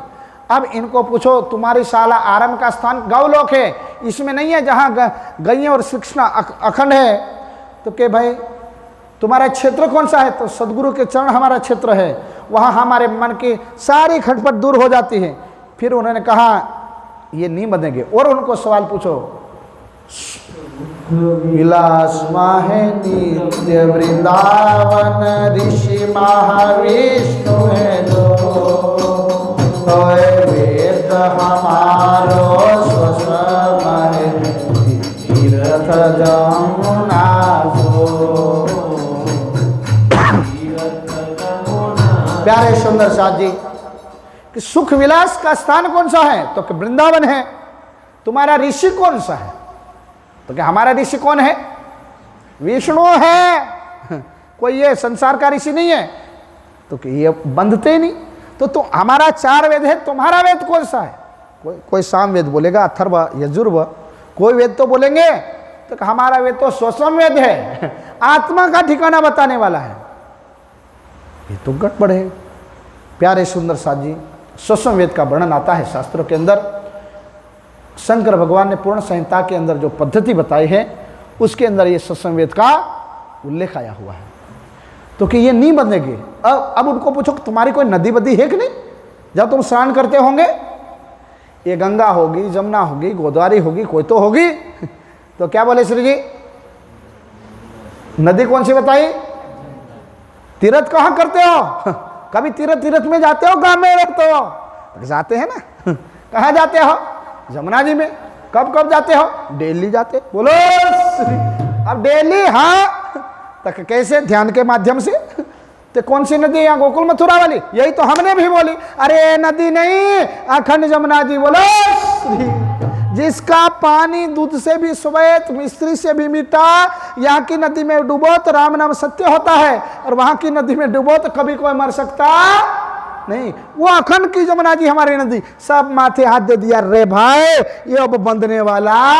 और इनको पूछो, और पूछो, कुछ तो पूछो, इनका शास्त्र पूछो। कभी कथा बथा कराते, खाली खाली बैठते हैं। घने कथा कराते, हम कथा करते सुनते हैं। तो उन्होंने कहा शास्त्र के विषय में बताओ। श्री जी बोले शास्त्र श्रवण श्री भागवत बुद्ध जागृत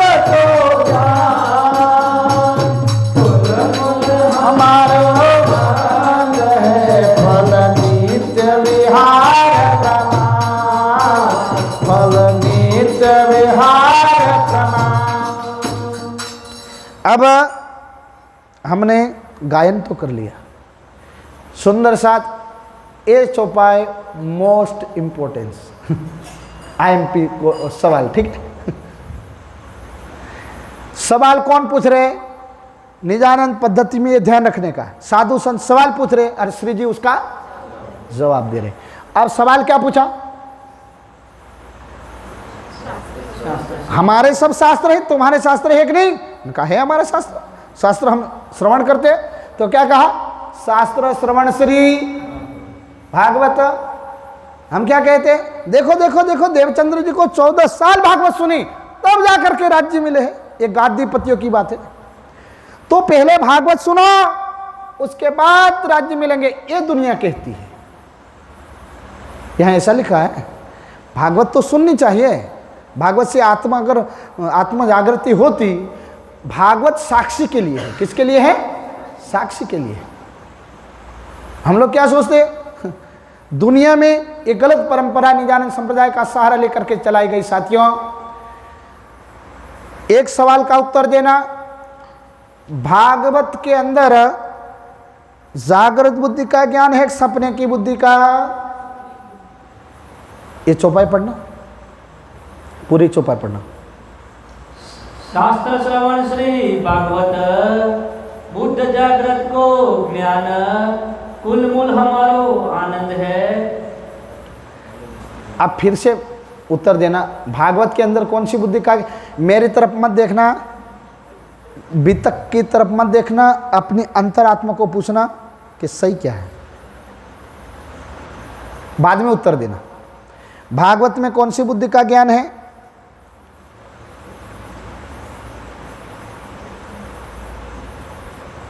बोलो बोलो भाई, जो भी है बोल दीजिए।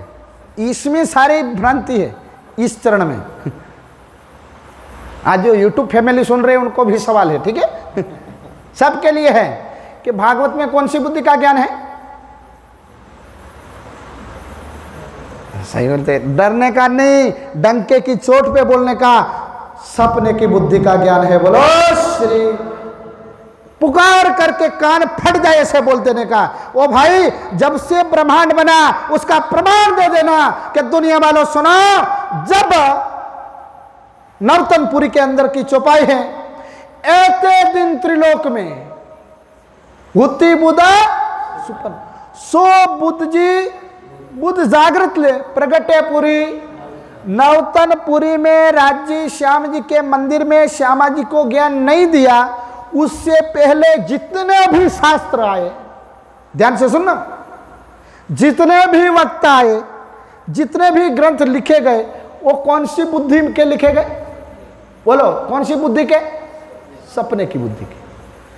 कौन सी बुद्धि का ज्ञान है उसमें? तो भागवत कब आया? कौन से युग में आया?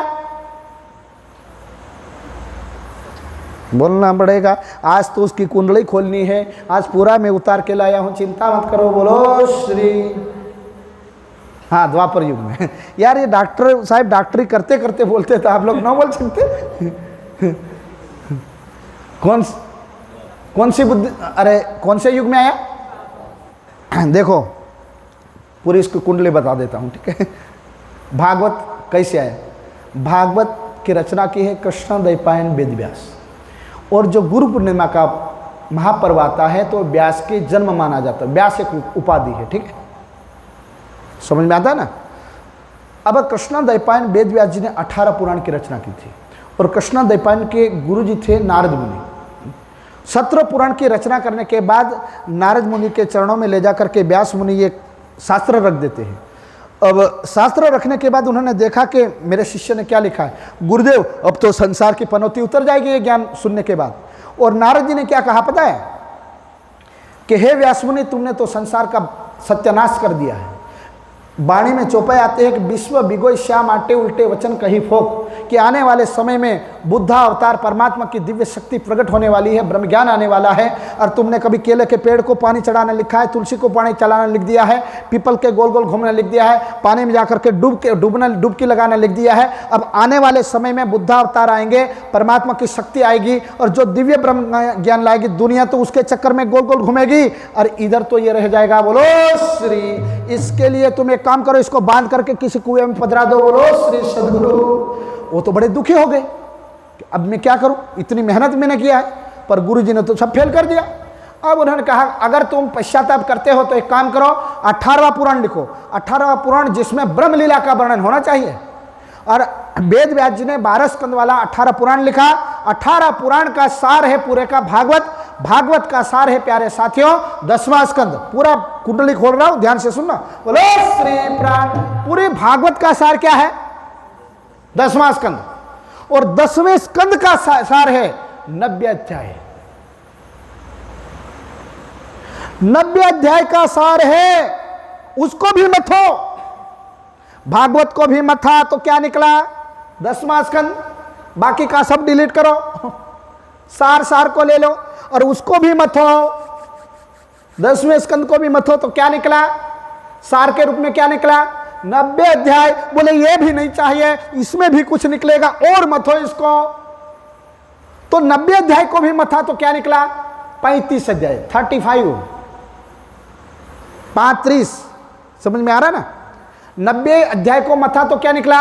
35 अध्याय। और 35 को भी मथो। बोलो श्री। और 35 अध्याय कौन से हैं?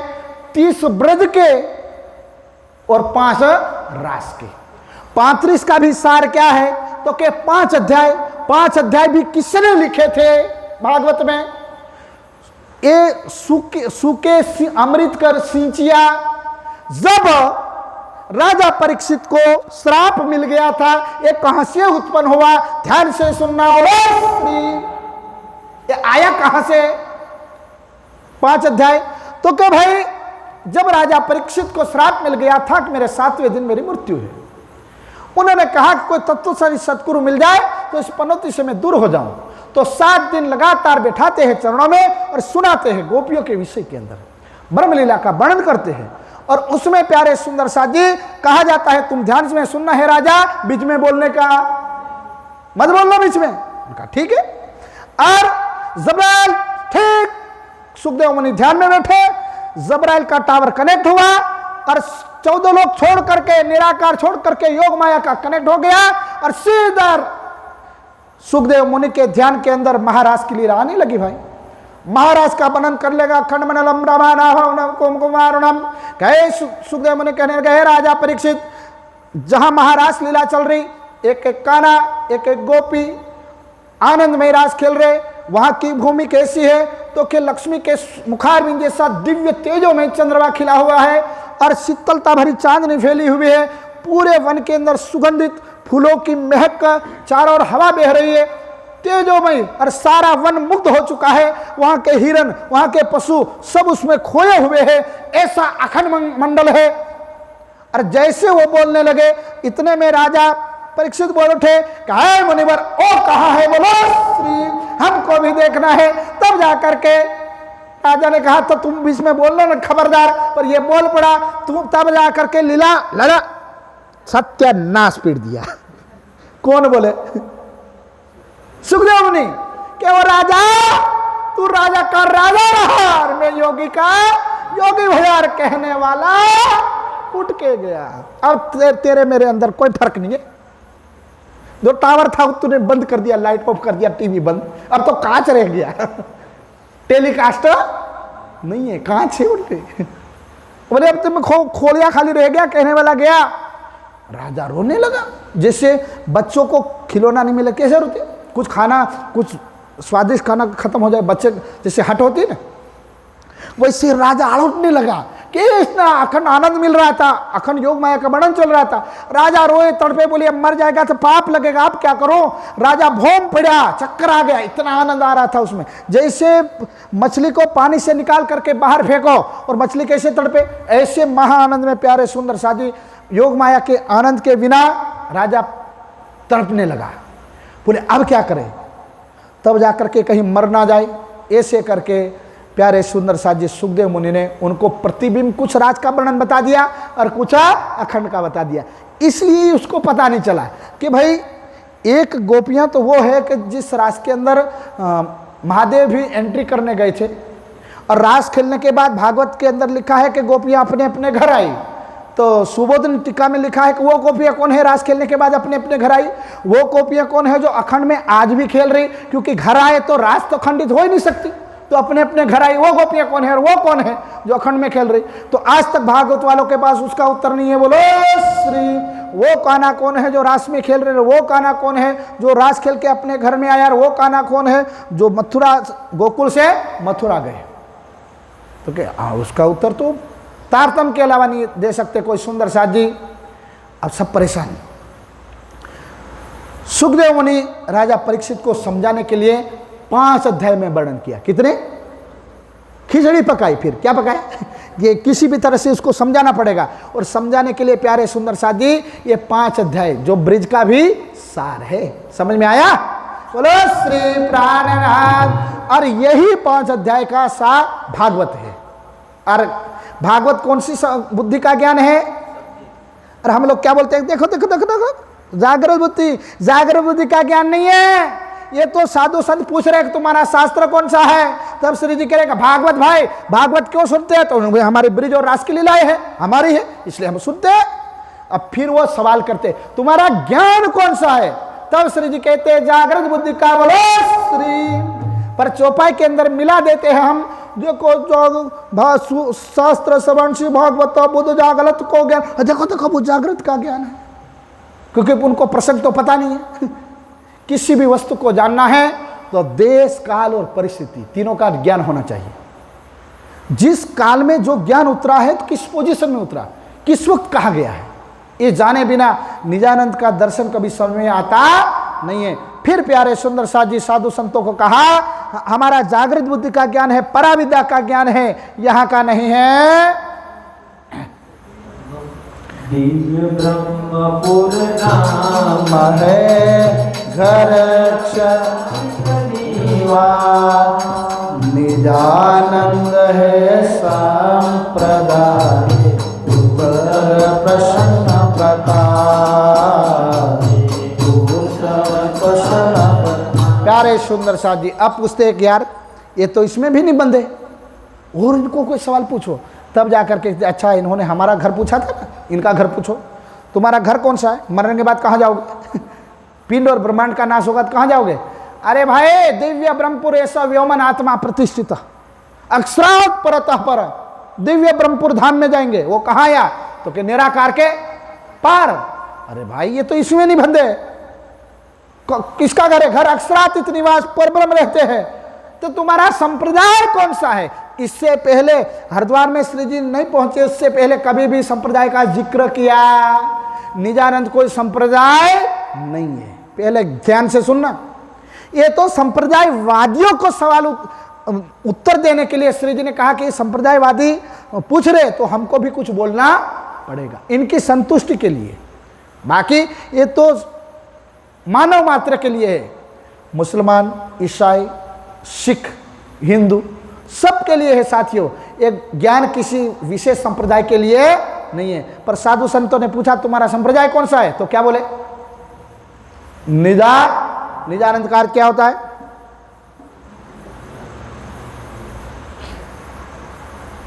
रामायण में चलो इस बात को जानना हो तो बालकांड के अंदर 42वें दोहे में जब भगवान राम का जन्म अयोध्या में होने वाला था तो हिमालय के अंदर माँ पार्वती और भगवान शंकर वार्तालाप कर रहे थे कि राम नाम के विषय में। कौन से नाम विषय में? राम, उसकी महिमा क्या है? तो भगवान श्री राम कहते हैं, ये महादेव कहते हैं कि उमा, जो राम जो जन्म ले रहे हैं ना उनकी महिमा उतनी नहीं जितनी उनके नाम की महिमा है। क्या कहा? कि नाम की महिमा है, क्योंकि 4 राम बताए गए हैं। कितने राम बताए गए? 4 राम। एक राम सबसे न्यारा बताया गया ना। उन्होंने कहा है नेति नेति जहि वेद निरूपा निजानंदी उबादि अनुपा शंभु विरंचि विष्णु भगवाना उपजहि जासु अंसते नाना। क्या कहते? भगवान महादेव कहते ऐ उमा कि जो ये भगवान राम जो जन्म ले रहे ना वो विष्णु है, और ऐसे ब्रह्मा विष्णु महेश महाविष्णु के बालों से करोड़ों पैदा होते मिट जाते हैं, पर उनका नाम जो है ना उनकी महिमा क्या है? चंबु विरंचि विष्णु भगवाना उपजि जासु अंशेताना निजानंदी उपाधि अनुपा। ये महिमा निजानंद के अंदर है। परमात्मा के हुक्म से ये पैदा होते हैं और निजानंद के आनंद में परमात्मा रहते हैं, वो निजानंद है। आनंद का स्वरूप है परमा धाम। सीधी बात कि भाई दुख के संसार में से सुख के संसार में ले जाने वाले रास्ते का नाम क्या है? निजानंद। समझ में आया? सीधी बात। यहाँ से बाजार की तरफ ले जाने वाले रास्ते का नाम क्या है? हाईवे। ठीक है, हाईवे से फास्ट जा सकते हैं ना। वैसे माया लोक से अखंड लोक की ओर ले जाने वाले सत मार्ग का नाम क्या है? तो के निजानंद। समझ में आया गया? सुंदर साथ ये बता दिया।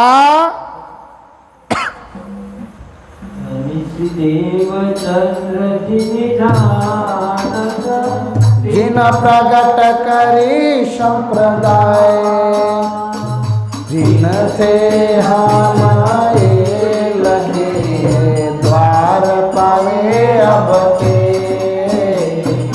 द्वार पावे अब के। देखिए तुम्हारी संप्रदाय की शुरुआत किसने की है? रामानुज वाले ने क्या कहा? हमारी संप्रदाय तो लक्ष्मी ने की है, शुरुआत की है। किसने? कौन बोले थे? रामानुज वाले फर्स्ट में बोले थे कि नहीं? अब यहाँ श्री जी कहने ओ भाई हमारी शुरुआत किसी मनुष्य ने की नहीं की है। देवचंद्र जी के अंदर देवापिका जीव था, उसके अंदर परमात्मा की हलादनी शक्ति श्यामा जी ने बैठ करके एक दिव्य ज्ञान की रसधारा बहाई, तो इसलिए देवचंद्र जी निजानंद ये संप्रदाय की वहाँ से ज्ञान प्रादुर्भाव हुआ, तो ये शुरुआत हुई है। अच्छा यार ये तो इसमें नहीं बंधे। फिर उन्होंने क्या कहा? तो ये बात चर्चा बहुत तीन थे हम ये लखी है द्वार पावे सबे। इस मार्ग पर सब चलते हैं तो अखंड का दरवाजा खुलता है। प्यारे सुंदर सा जी इस भांत मेले में बहुत चर्चा हुई। कोई कहने लगे समय था विक्रम संवत 1735 का। अब प्यारे सुंदर सा जी 16 सकम शतम जीवोद्धार है ब्रह्मांडे। इस जीवों के उद्धार के लिए बुद्धावतार का आगमन होगा। जो ईश्वरों का ईश्वर है उनका आगमन हुआ। प्यारे सुंदर सा जी यहाँ अब शास्त्रों की अवगत गति बताई और कई लोग कहने लगे हाँ शास्त्रों में इन्होंने लिख दिया होगा। तो ब्राह्मण कहने लगे हमारा कोई पोथी में कोई लिखे लुच्छे, हमारे पोथी में क्या लिखा हुआ है? निकालो तुम्हारा पंचांग। चलो पंचांग निकाला। किसने? पंडितों ने। तो के पंडितों तुम्हारे पंचांग में लिखा है जब बुद्धा अवतार का आगमन नेह कलंक का आगमन इस सृष्टि में होगा तो वो वर्ष 11 महीने का होगा। कितना? 11। ये साल कितने महीने का है? तो के विक्रम संवत 1735 का वर्ष 11 महीने का है। अभी भी पंचांग, पास्ट का पंचांग उठा करके देखना, अभी भी कोई पंचांग देखते हो ना पंडितों को, उनको कहना भाई विक्रम संवत 1735 का पंचांग निकाल के देखो वो कितने महीने का वर्ष होता है। ऐसे वर्ष कितने महीने का होता है?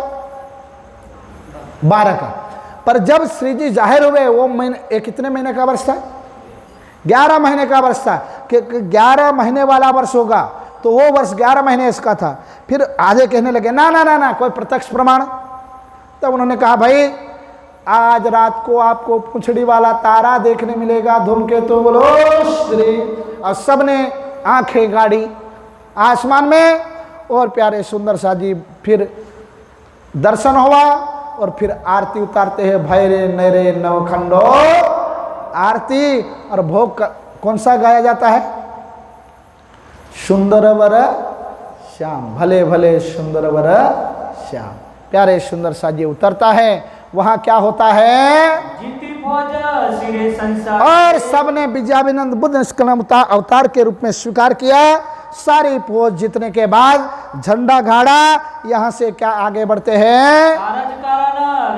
प्यारे सुंदर सा जी कार्य कारण इतना ही विस्तार किया।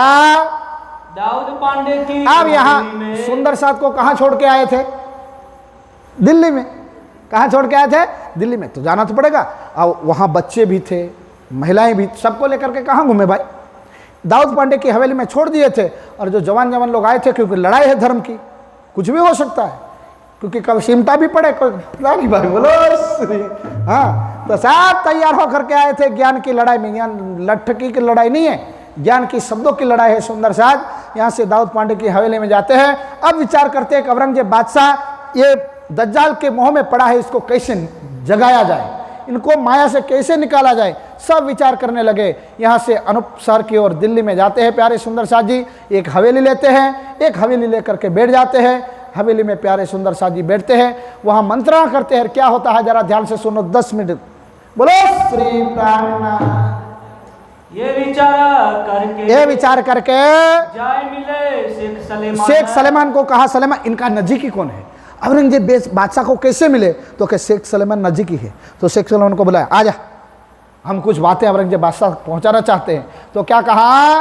300 कहा हमको। अरे इनको हम बताएंगे, मिलाओ सुल्तान। हमको भाई सुल्तान से मिलना है, औरंगजेब बादशाह से मिलना है। इनको एक फकीर की बात कहे समझाया। उनको हम एक फकीर की बात बताना चाहते हैं, वो खुदा की बात बताना चाहते हैं। बैठा फकीर पहाड़ में। तो वो कहने लगा फकीर कहाँ है? तो क्या फकीर यहाँ नहीं है, कामा पहाड़ी में है, हम उनके चाकर हैं। इनके भेजे हम तो इनके भेजे हुए आए हैं। सुंदर साथ ने क्या कहा? हम तो उनके भेजे हुए आए हैं। एक दिन सब हो ही। और ये बात अगर फकीर की सुन लेगा ना, हिंदू मुसलमान का वाद मिट जाएगा, सब मानवता में मानेंगे, कोई लड़ाई होगी नहीं। श्री प्राणनाथ पूर्ण ब्रह्मन सब धर्मों का झगड़ा मिटाया है। श्री प्राणनाथ पूर्ण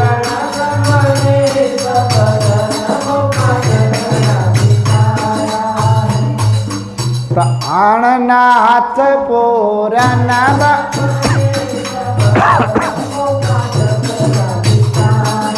प्यारे सुंदर साथ जी, सब लोग कहते थे कि परमात्मा एक है, वो कैसे हैं। अब आकर के हरिद्वार के मेले में सबका झगड़ा मिटाते हैं। अब हिंदू मुसलमान का झगड़ा मिटाने के लिए कहाँ पहुँच गए? दो हिंदुओं पर अत्याचार कर रहे औरंगजेब बादशाह, वो झगड़ा मिटाने के लिए दिल्ली जाते हैं।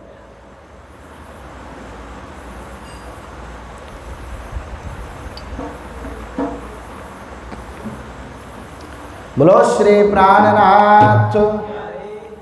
अब यहां से मुल्ला जी तो डर गया, बोले ये तो झगड़ा मिटा देगा, फिर फकीर का राज हो जाएगा, तो फिर हमारा क्या होगा? मुसलमान तो जाए।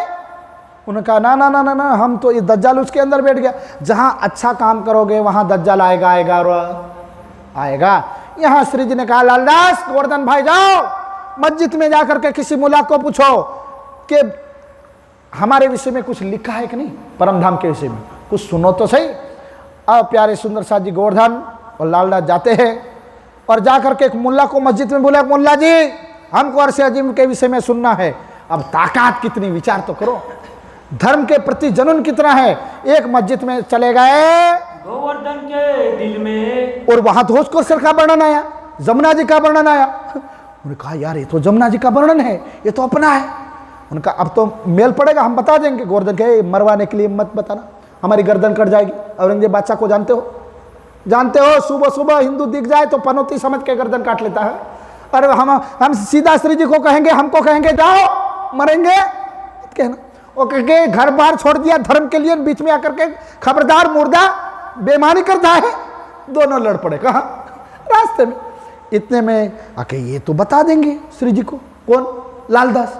तो गोवर्धन आगे आगे आकर के फिर श्री जी को क्या बोलते हैं, गोवर्धन तहाँ पहुँच के, और श्री जी अटारी पर बैठे थे, वहां पहुंच के क्या कहा, कहीं सुनी चर्चा जो आज, श्री जी हमने तो परमधाम की, जमुना जी की जोए की, और भोजकोसर तालाब की, ये बातें हमारी लिखी हुई है। ये अब धीरे से पीछे से कौन आया, कौन आया, लालदास। क्या कहे, हमारी तो चटाई श्री जी धामधनी हमारा जेवा पर विश्वास करता, क्या कहे, हमारे पर विश्वास मत करना। क्यों, हमारा चटाई पर ईमान है। हम आपके सामने हद को रोज कुछ और होते हैं और आपके पीछे कुछ और। अब ये कौन सुन रहे थे, गोवर्धन। कौन, श्री जी के पास में कौन खड़े थे, गोवर्धन। गोवर्धन कहने गए मुझे कह रहे, श्री जी कह रहे अब इनको लेकर के मैं क्या जागनी करूंगा। और जबला सुंदर साथ जी आया, फिर क्या हुआ,